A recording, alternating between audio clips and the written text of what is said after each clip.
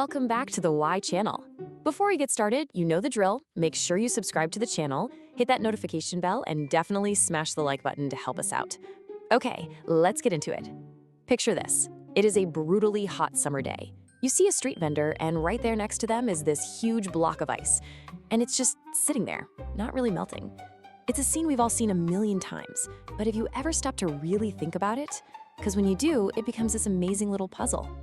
I mean, think about it. The iced coffee you just bought is pretty much lukewarm in, 10 minutes? But this massive block of ice, it can last all day long in the same sun. So what is going on here? How is that even possible? Well, it's not magic. It's actually this brilliant mix of simple physics and really old history. It's science hiding in plain sight. All right, so the first clue to solving this whole mystery is the most obvious one. It's right there in front of you, the shape. Street vendors don't use a big pile of ice cubes or crushed ice, right? Nope, they use one single massive block. And that decision, that choice, it is absolutely critical. This right here explains the core idea perfectly. Think of it like this. Heat is the enemy, and it can only attack the ice from the outside, from its surface. A big, solid block has the smallest possible surface area for its huge volume. But crushed ice, oh man, that's a totally different story. It has a massive total surface area, right? All those little pieces create tons of spots for heat to get in and start melting things. It's why crushed ice disappears so ridiculously fast. So this gets into some cool science called the square cube law. Stick with me, it's actually pretty simple. As something gets bigger, its volume, its total stuff, grows by the cube of its size. But its surface area, that only grows by the square. What that means is the bigger the block of ice, the more its sheer bulk outpaces its exposed surface. You get this huge thermal buffer that just dramatically slows down the melting process. So takeaway number one is size and shape are the first line of defense. But okay, a big shape isn't enough to last all day in the sun. The second part of the solution is what the vendors wrap the ice in. You've seen this, right? These thick, damp jute sacks, and they're often packed with stuff like sawdust or maybe rice husks.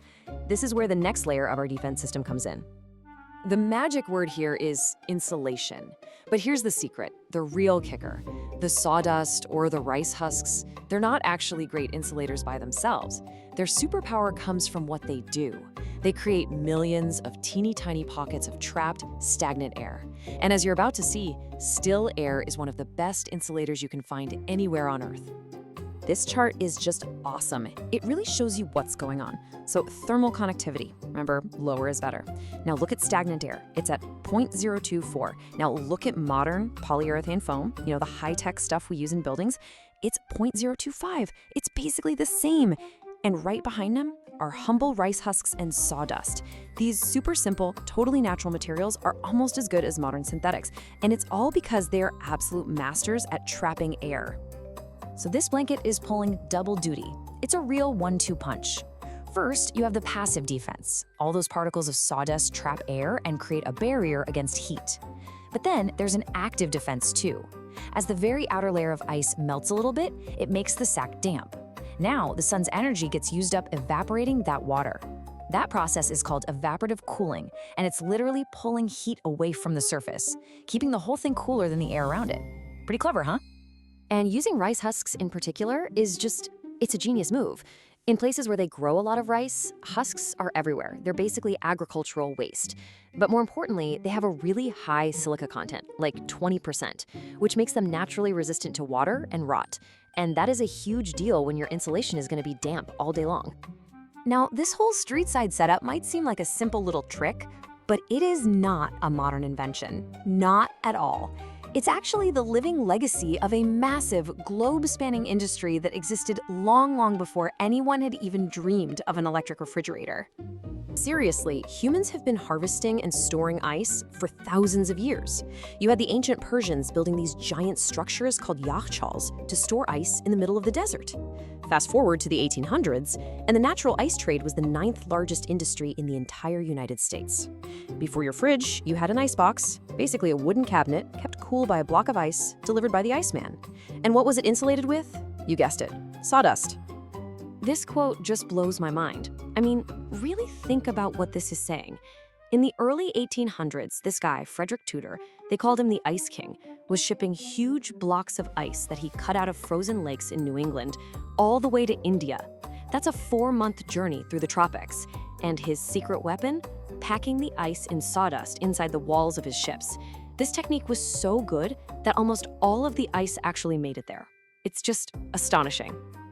So when you put all of these pieces together, you realize that what the street vendor is doing isn't just throwing a wet bag over some ice. It's a highly sophisticated, multi-layered system that's been perfected over centuries of trial and error. It really is an integrated thermal defense system. You start with the geometry, a big block to minimize the surface area. Then you add that layer of particulate insulation, sawdust or rice husks, to trap air and stop heat in its tracks. And then you wrap the whole thing in a fibrous barrier, like a jute sack, which holds it all together and gives you that active layer of evaporative cooling. Each step is simple, but when you put them together, they are incredibly effective. So the big takeaway here is that this isn't primitive or low-tech. That's the wrong way to look at it. This is a brilliant form of sustainable engineering. It's a resilient, energy-free, low-carbon cold chain that has proven itself for generations. It shows a deep, practical understanding of physics and materials science. And that kind of leaves us with a final question, doesn't it? As we're all looking for more sustainable ways to live, especially when it comes to things like cooling and refrigeration, you have to wonder, what other incredible lessons are hiding out there in plain sight? What can this ingenious centuries-old solution teach us about building a smarter, more resilient future? Thank you for watching. If you enjoyed this, please subscribe to the Y channel, turn on the bell, like this video, and share it with your friends.